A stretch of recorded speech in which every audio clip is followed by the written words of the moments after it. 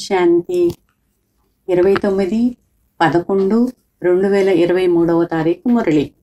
బాబా చెప్తున్నారు, మధురమైన పిల్లలు తమ బుద్ధి లేక ఆలోచనలను ఎంత శుద్ధంగా స్వచ్ఛంగా చేసుకోవాలంటే తద్వారా శ్రీమతమును యథార్థ రీతిలో ధారణ చేసి తండ్రి పేరును ప్రసిద్ధము చేయగలగాలి. శ్రీమతాన్ని యథార్థ రీతిలో ధారణ చేసి తండ్రి పేరును ప్రసిద్ధము చేయగలగాలి. ప్రశ్న: పిల్లల ఎటువంటి స్థితి తండ్రిని ప్రత్యక్షం చేస్తుంది? దానికి సమాధానం: పిల్లలు ఎవరైతే నిరంతరం హర్షితముఖులుగా, అచలంగా, స్థిరంగా మగ్న స్థితిని తయారు చేసుకుంటారో అప్పుడు తండ్రిని ప్రత్యక్షం చేయగలరు. అటువంటి ఏకరస స్థితిని కలిగిన తెలివైన పిల్లలే యథార్థ రీతిలో అందరికీ తండ్రి పరిచయాన్ని ఇవ్వగలరు. పాట: మరణించినా నీ ఒడిలోనే, జీవించినా నీ ఒడిలోనే. ఓం శాంతి. పిల్లలు పాట విన్నారు. జీవించి ఉండే మరణించేందుకు మీ ద్వారము ముందుకు వచ్చామని అంటారు. ఎవరి ద్వారంలోకి? ఒకవేళ గీతా భగవానుడు కృష్ణుడైతే ఈ విషయాలన్నీ సాధ్యము కావు. కృష్ణుడు ఇక్కడ ఉండేందుకు వీలు లేదు. అతడు సత్యుగ రాకుమారుడు. గీతను కృష్ణుడేమీ వినిపించలేదు, పరమాత్మయే వినిపించారు. ఆధారమంతా ఈ ఒక్క విషయంపైనే ఉంది. భక్తిలో చేసినంత కష్టం ఇక్కడ అవసరం లేదు. ఇది కేవలం ఒక్క అక్షరములోని విషయమే. ఇది కేవలం ఒక్క క్షణములోని విషయమే.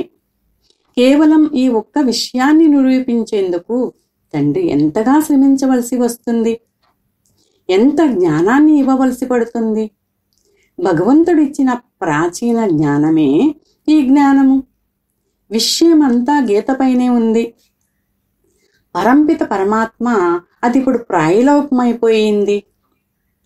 పరమాత్మయే వచ్చి దేవీ దేవతా ధర్మస్థాపన చేసేందుకు సహజ రాజయోగాన్ని, జ్ఞానాన్ని నేర్పించారు. పరమాత్మయే వచ్చి దేవీ దేవతా ధర్మస్థాపన చేసేందుకు సహజ రాజయోగాన్ని, జ్ఞానాన్ని నేర్పించారు. అది ఇప్పుడు ప్రాయలోపమైపోయింది. కృష్ణుడు మళ్ళీ ఎప్పుడైనా వచ్చి గీతను వినిపిస్తారని మనుషులు భావిస్తారు. సృష్టి చక్ర చిత్రము ద్వారా పారలౌకిక పరంపిత పరమాత్మ జ్ఞాన సాగరులే గీతను వినిపించారని మీరు నిరూపించాలి. కృష్ణుని మహిమ వేరు, పరమపిత పరమాత్ముని మహిమ వేరు. కృష్ణుడు సత్యుగ రాకుమారుడు. సహజ రాజయోగము ద్వారా రాజ్య భాగ్యాన్ని పొందుకున్నాడు. విద్యను అభ్యసించే సమయంలో ఉండే నామరూపాలు, రాజ్యభాగ్యాన్ని పొందుకున్న సమయంలో ఉండే నామరూపాలు వేరు వేరని రుజువు చేసి తెలిపించాలి. కృష్ణుడిని పతిత పావనుడని ఎప్పుడూ అనరు. పతిత పావనులు ఒక తండ్రి మాత్రమే.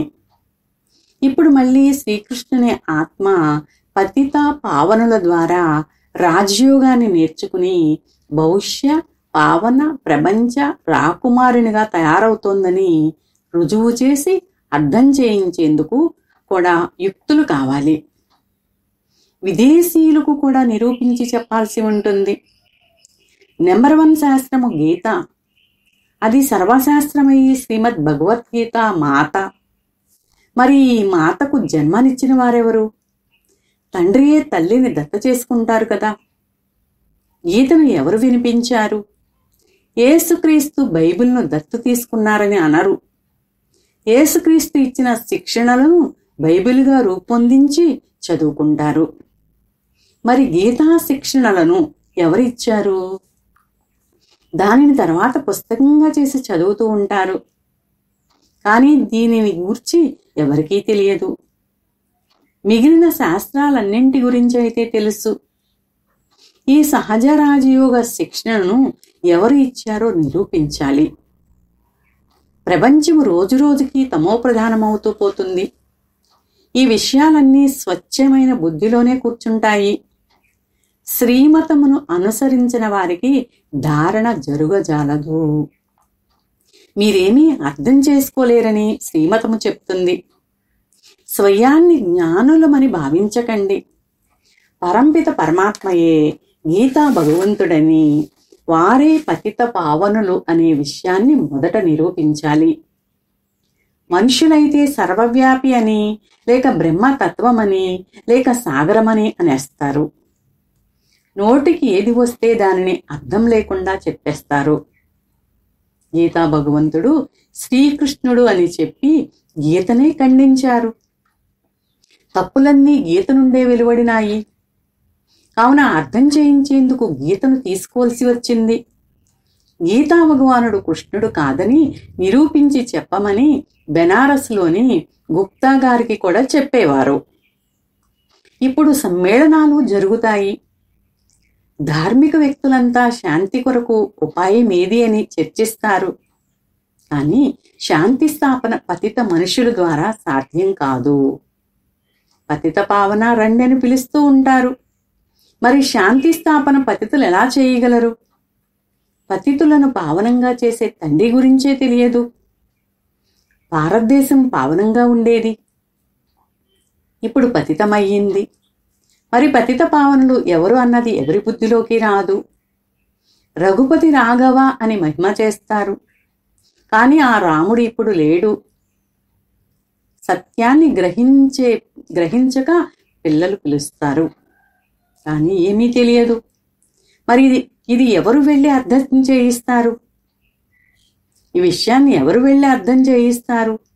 చాలా మంచి పిల్లలు కావాలి. తెలిపించేందుకు మంచి యుక్తి కావాలి. గీతను భగవంతుడే రచించారని అర్థం చేయించేందుకు పెద్ద సృష్టి చక్రాన్ని కూడా తయారు చేయించారు.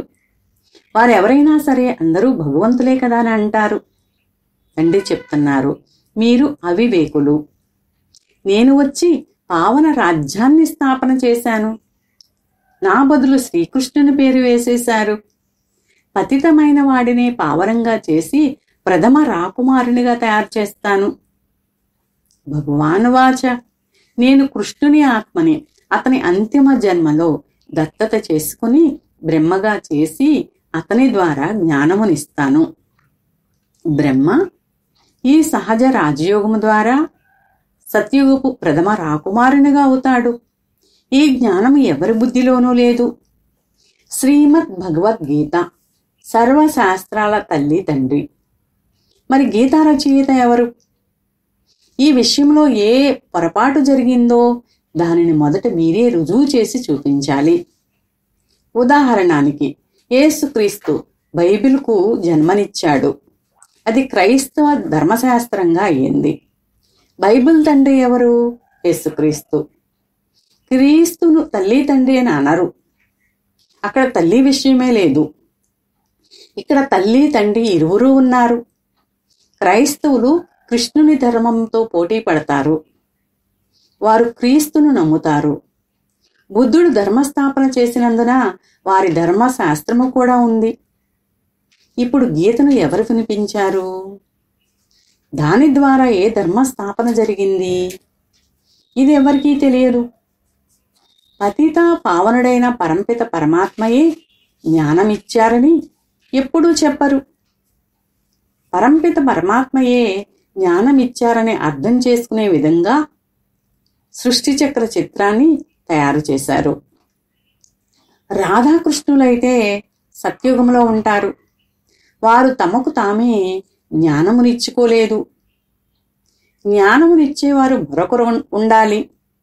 ఎవరో వారిని ఉత్తీర్ణులుగా చేయించి ఉండాలి. ఈ రాజ్యాన్ని ప్రాప్తి చేసుకునే జ్ఞానాన్ని ఎవరిచ్చారు? అదృష్టం దానంతట అదే తయారవ్వదు కదా. అదృష్టాన్ని తయారు చేసేందుకు తండ్రి లేక టీచర్ ఉండాలి.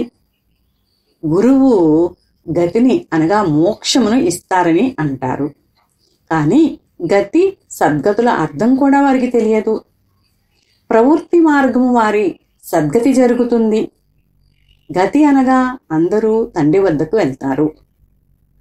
ఈ విషయాలు ఎవరు అర్థం చేసుకోరు.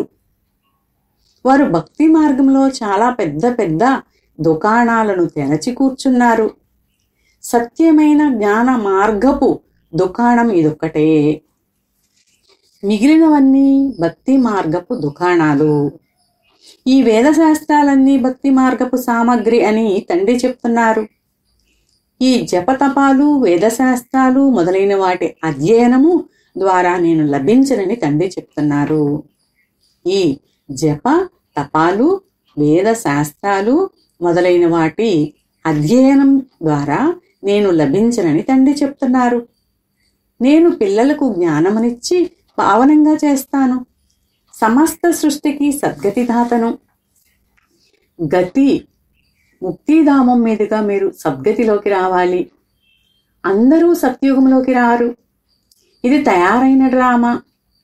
ఏదైతే కల్పక్రితం నేర్పించి ఉన్నానో, ఏ చిత్రాలను తయారు చేయించానో వాటిని మళ్ళీ ఇప్పుడు తయారు చేయిస్తున్నాను. 3 ధర్మాల కాళ్లపై సృష్టి నిలబడి ఉందని మనుష్యులు అంటారు. ఒక్క దేవతా ధర్మం అనబడే కాలు విరిగి ఉన్నందున కదులుతూ ఉంటుంది. మొదట ఒకే ధర్మం ఉండేది. దానిని అద్వైత రాజ్యమని అంటారు. తర్వాత ఆ ఒక్క కాలు అదృశ్యమై 3 కాళ్ళు వెలువడ్డాయి. వాటిలో ఏమాత్రమూ శక్తి ఉండదు. పరస్పరం యుద్ధాలు, జగడాలు నడుస్తూ ఉంటాయి. ఇంటి పెద్ద గురించి తెలియనే తెలియదు. తెలియని కారణంగా అనాథలైపోయారు. ఎంతో యుక్తితో అర్థం చేయించాలి. గీతా భగవానుడు పరంపిత పరమాత్మని, కృష్ణుడు కాదని, వారి జన్మస్థలము భారతదేశమని ప్రదర్శనీలలో కూడా అర్థం చేయించాలి. కృష్ణుడు సాకారుడు, పరమాత్మ శివుడు నిరాకారుడు. వారి మహిమ పూర్తిగా భిన్నమైనది. గీత ఎవరు వినిపించారు అనేది రుజువయ్యే విధంగా యుక్తితో కార్టూన్ను తయారు చేయాలి. అందులో ఎదురుగా పెద్ద దర్పణాన్ని పెట్టాలి. ఇది అందుల ముందు దర్పణము. చాలా లోతుగా వెళ్ళరాదు. ఇది చాలా పెద్ద తప్పు. పరంపిత పరమాత్మ మహిమ వేరు. వారికి బదులు కృష్ణునికి మహిమ ఇచ్చేశారు. లక్ష్మీనారాయణుల చిత్రంలో కింద రాధాకృష్ణులు ఉన్నారు. వారే తిరిగి లక్ష్మీనారాయణులుగా అవుతారు. సత్యుగంలో లక్ష్మీనారాయణులు, త్రేతాయుగంలో సీతారాములు మొదటి నెంబరు పుత్రుడైన శ్రీకృష్ణుని ద్వాపర యుగంలోకి తీసుకువెళ్లారు. ఇవన్నీ భక్తి మార్గంలో రచింపబడినవి. విదేశీయులకు వీటిని గురించి ఏం తెలుసు? రామానుసారం ఈ జ్ఞానం ఎవరి వద్ద లేదు. జ్ఞానాన్ని పగలు అని, భక్తిని రాత్రి అని అంటారు. బ్రహ్మ పగలు, బ్రహ్మ రాత్రి. సత్యుగాన్ని స్థాపించేవారెవరు? బ్రహ్మ ఎక్కడి నుండి వచ్చాడు? సూక్ష్మ వతనములోకి ఎక్కడి నుండి వచ్చాడు? పరంపిత పరమాత్మయే సూక్ష్మ సృష్టిని రచిస్తారు. అక్కడ బ్రహ్మను చూపిస్తారు. కానీ అక్కడ ప్రజాపిత బ్రహ్మ ఉండడు. తప్పకుండా ప్రజాపిత వేరుగా ఉన్నారు. వారు ఎక్కడ నుండి వచ్చారనే విషయం ఎవరూ అర్థం చేసుకోలేరు. కృష్ణుని అంతిమ జన్మలో పరమాత్మ అతడిని తన రథంగా చేసుకున్నారు. ఇది ఎవరి బుద్ధిలోనూ లేదు. ఇది చాలా పెద్ద తరగతి. ఈ విద్యార్థి ఎలా ఉన్నారు అని టీచర్ తెలుసుకోగలడు. మరి తండ్రి అర్థం చేసుకోలేరా? ఇది బేహద్ తండ్రి క్లాసు. ఇక్కడ విషయాలు విలక్షణమైనవి. శాస్త్రాలలో అయితే ప్రళయం మొదలైనవి చూపించి ఎంతో గడబిడ చేసేశారు. ఎంత అహంభావం ఉంది! రామాయణం, భగవద్గీత మొదలైన వాటిని ఎలా కూర్చుని వినిపిస్తారో చూడండి. కృష్ణుడు గీతను వినిపించలేదు. అతడు గీతా జ్ఞానాన్ని విని రాజ్య పదవిని పొందాడు. వీరి గుణాలు ఇవి, కృష్ణుని గుణాలు ఇవి అని చెప్తూ గీతా భగవంతుడు శివబాబా అని మనం రుజువు చేసి అర్థం చేయిస్తాము. ఈ పొరపాటు కారణంగానే భారతదేశం గవ్వతుల్యంగా అయిపోయింది. మీరు మాతలు, వారికి అనగా సన్యాసులకు ఇలా చెప్పవచ్చు, నారి నరకానికి ద్వారమని మీరు అంటారు కదా. కానీ పరమాత్మ జ్ఞాన కలశాన్ని మాతలపై ఉంచారు. మాతలే స్వర్గానికి ద్వారంగా అవుతారు. మరి మీరేమో మాతలను నింద చేస్తున్నారు. ఈ విధంగా వారు చాలా వివేకవంతులుగా ఉండాలి. ఈ ముఖ్యాంశాలన్నీ వ్రాసుకుని అర్థం చేయించాలి. వాస్తవానికి భక్తి మార్గము గృహస్థుల కొరకే. ఇది ప్రవృత్తి మార్గపు సహజ రాజయోగము. మేము రుజువు చేసి అర్థం చేయించేందుకు వచ్చాము. పిల్లలు తండ్రిని ప్రత్యక్షం చేయాలి. సదా హర్షిత ముఖము, అచలంగా, స్థిరంగా, ఆనందంగా ఉండాలి. పోను పోను మీ మహిమ తప్పకుండా వెలువడుతుంది. మీరందరూ బ్రహ్మ కుమార కుమారీలు. కుమారి అంటే 21 జన్మలకు తండ్రి నుండి ఆస్తిని ఇప్పించేవారు. కుమారీల మహిమ చాలా గొప్పది.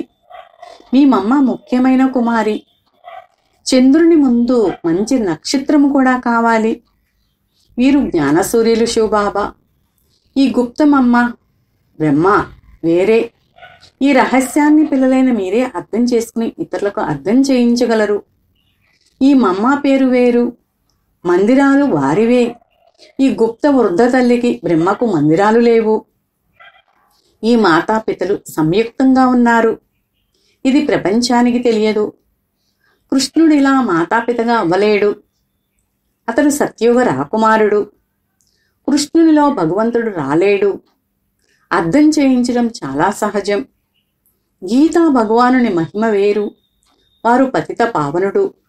మొత్తం ప్రపంచానికంతా మార్గదర్శకుడు, గైడు, ముక్తిదాత.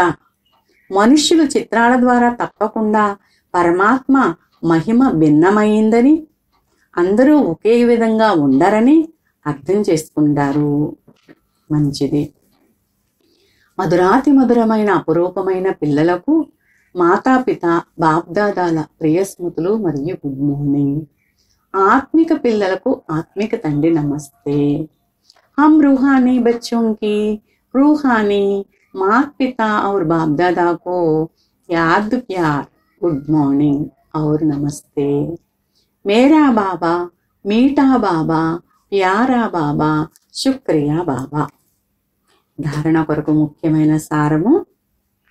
మొదటి పాయింట్, మీ స్థితిని చాలా ఆనందంగా, అచలంగా, స్థిరంగా చేసుకోవాలి. సదా హర్షితముఖులుగా ఉండాలి.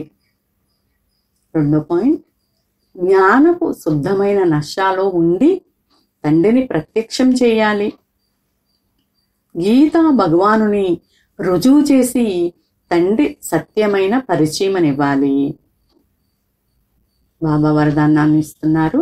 స్మృతి స్వరూపులుగా అయ్యి విస్మృతిలో ఉండు వారికి స్మృతిని ఇప్పించే సత్యమైన సేవాధారి భవ. స్మృతి స్వరూపులుగా అయ్యి విస్మృతిలో ఉండు వారికి స్మృతిని ఇప్పించే సత్యమైన సేవాధారి భవ. మీ స్మృతి స్వరూప రూపురేఖల ద్వారా ఇతరులను స్మృతి స్వరూపులుగా తయారు చేయటమే సత్యమైన సేవ.